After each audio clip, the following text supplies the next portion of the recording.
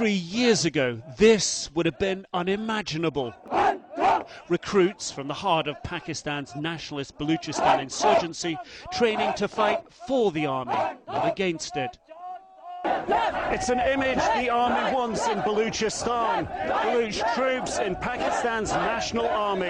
According to commanders, they've recruited 3,500 such troops since 2007.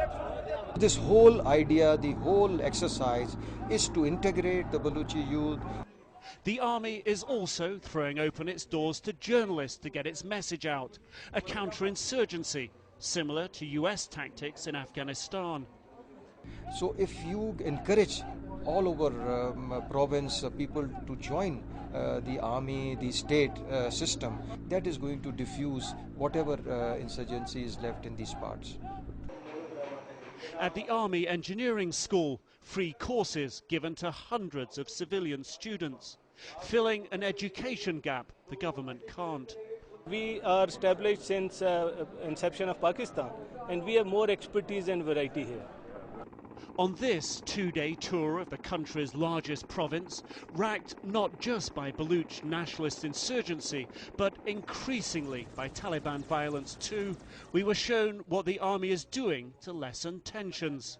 In this area, hard hit by an earthquake 2 years ago, the army rushed in to help, then stayed, boosting their popularity with a rebuilding program in the absence of government reconstruction.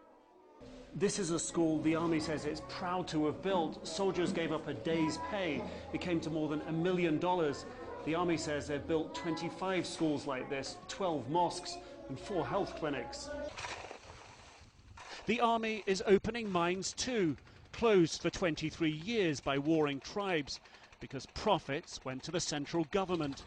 Alienation led to calls for independence. $75 million worth of coal extracted so far, $16 billion worth still underground. It is being spent overwhelmingly, over 80 to 90%, on the area itself, for the people, for the children, for their future generation. But it may not be enough. This tribal leader claims he's been attacked 18 times for supporting the army. He blames other tribal chiefs. If you want schools, you get shot, he says. They say we don't need health centres and roads. Back at the army base, Baloch soldiers train with wooden weapons. In a few weeks, they'll be using the real thing. They'll need to. Despite the army's best efforts, the insurgency is far from over. Nick Robertson, CNN, Quetta, Pakistan.